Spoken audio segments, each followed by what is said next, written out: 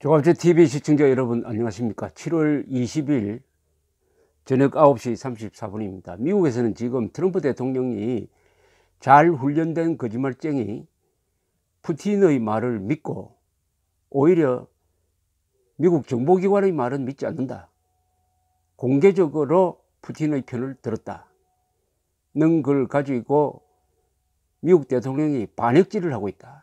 반역이란 말을 쓰고 있습니다. 반역이란 말을. 그러면서 트럼프 대통령이 미국적 가치를 훼손하고 있다. 인권, 자유, 법치를 훼손하고 세계의 독재자 표를 들고 있다. 도저히 용서할 수 없다. 또 FBI 국장을 지낸 사람은 이런 트럼프를 몰락시키기 위해서는 민주당원을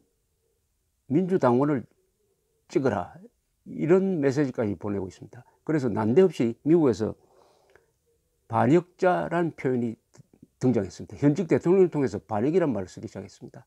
이유는 간단합니다. 러시아 표를 들었다는 겁니다. 러시아는 공식적으로는 미국의 적대 국가는 아닙니다. 북한처럼. 그러나 적대적이죠. 적대적. 최근에 미국 대통령 선거에 개입을 했으니까요. 이 기준을 가지고 한국의 지금 문재인 정권의 요직에 있는 사람들이 하는 말을 미국식으로 적용한다면 무슨 표현이 나올까? 반역보다도 훨씬 더 심한 표현이 나오지 않을까 생각되는 것은, 북한 노동당 정권은 우리의 주적이고 민족 반역자고 전쟁 범죄자고 반인도 범죄 집단인데, 김정은을 공공연히 칭송하는데 그것이 사실에 근거한 칭송이 아니라 허위 사실에 근거한 칭송을 하고 있는 이런 작금의 사태가 이어지고 있습니다. 국가보안법에 버젓이 반국가단체 고무 찬양하면은 처벌하게 되어 있습니다. 그런데 고무 찬양에는 두 가지가 있어요. 사실에 근거한 겁니다. 사실에 근거한 찬양이냐, 거짓말에 근거한 찬양이냐가 바로 처벌감이냐 아니냐를 결정하게 될 것입니다. 뻔한 거짓말을 해가면서 김정은과 김정은 정권을 찬양한다면 누구든지 처벌해야 합니다. 지금 이낙연 국무총리는 해외에 나가서 이런 요지의 이야기를 했습니다. 백성의 생활을 가장 중요하게 생각하는 지도자가 마침내 출연했다. 김정은을 이렇게 표현했습니다. 백성의 생활을 가장 중요하게 생각하는 지도자가 마침내 출연했다. 이건 맞습니까? 백성의 생활을 가장 중요하게 생각하는 지도자가 마침내 출연했다. 그동안 김정은이 한 일이 뭡니까? 인민을 먹여 살리는 일을 했습니까? 아니면 핵 개발에, 미사일 개발에 북한의 자원을 집중시켰습니까? 어느 쪽입니까? 김정은이가 핵을 폐기를 했습니까? 아니면 핵을 폐기한다고 말을 했습니까? 김정은은 한 번도 핵을 폐기한다는 말을 한 적이 없는데, 문재인 대통령과 문재인 정권 사람들이 김정은이 하지도 않은 말을 가지고 김정은이 진정으로 완전한 핵 폐기를 하고 싶어 한다라고 알렸습니다. 결과적으로 사실이 아닌 것으로 밝혀졌어요.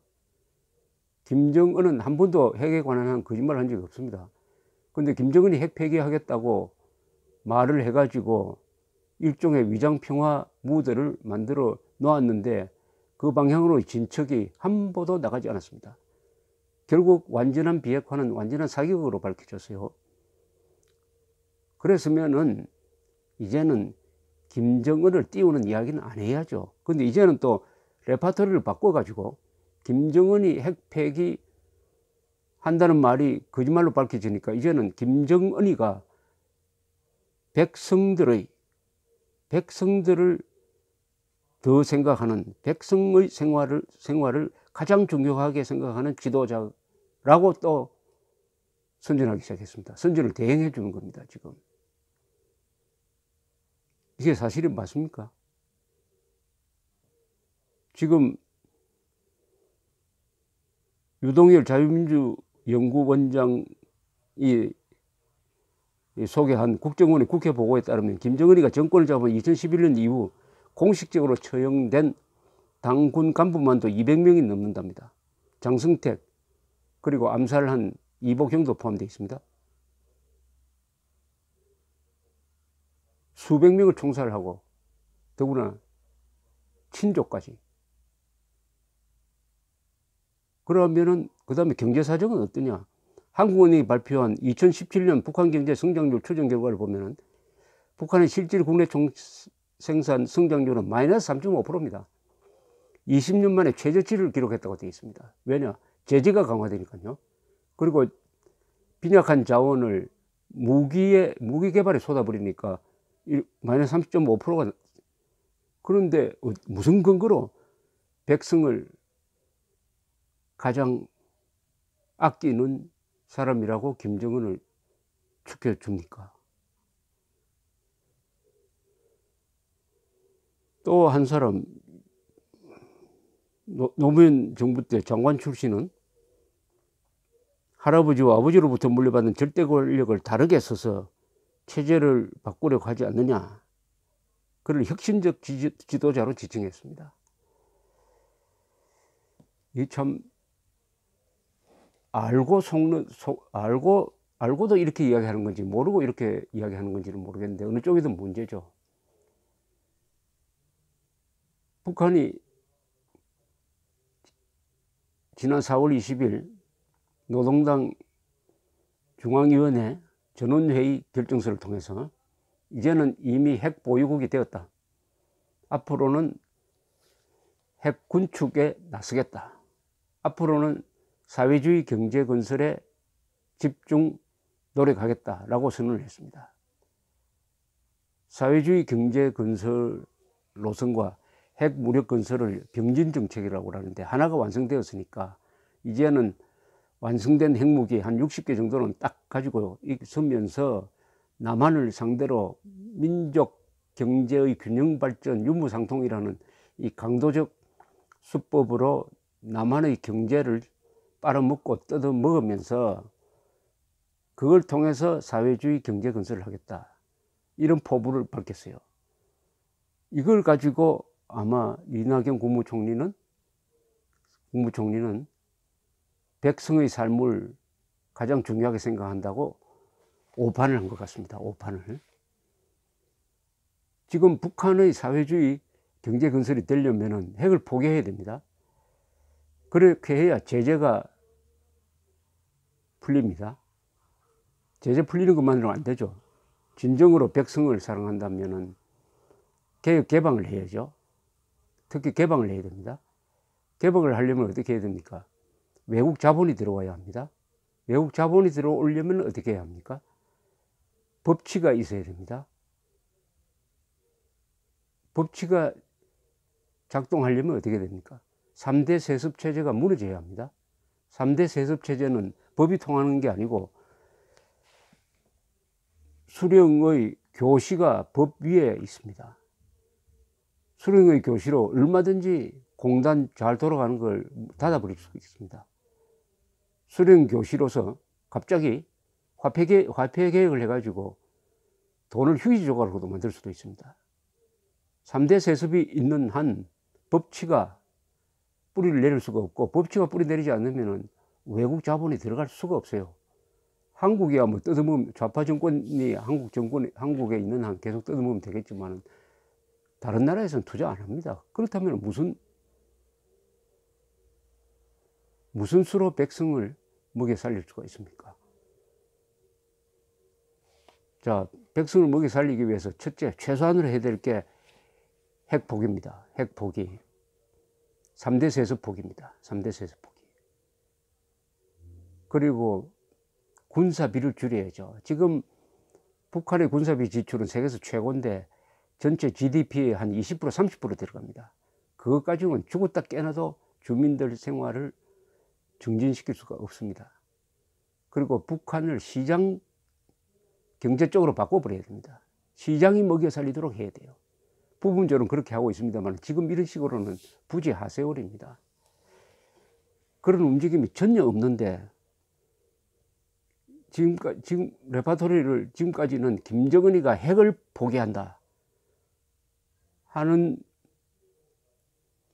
거짓말을 하나 만들어 가지고 문재인 정권이 김정은을 국제사회에서 띄워주었습니다. 성공했어요. 트럼프가 낚시밥을 물고 회담까지 하게 됐으니까. 그럼 그 뒤에 들통이 났습니다. 김정은 핵 폐기할 생각이 전혀 없습니다.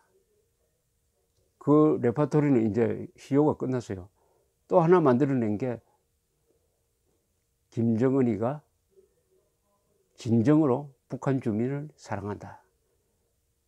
북한 주민을 먹여 살리도록 하겠다. 이걸 가지고 앞으로 또 북한에 대한 퍼주기, 또 북한에 대한 제재를 우리가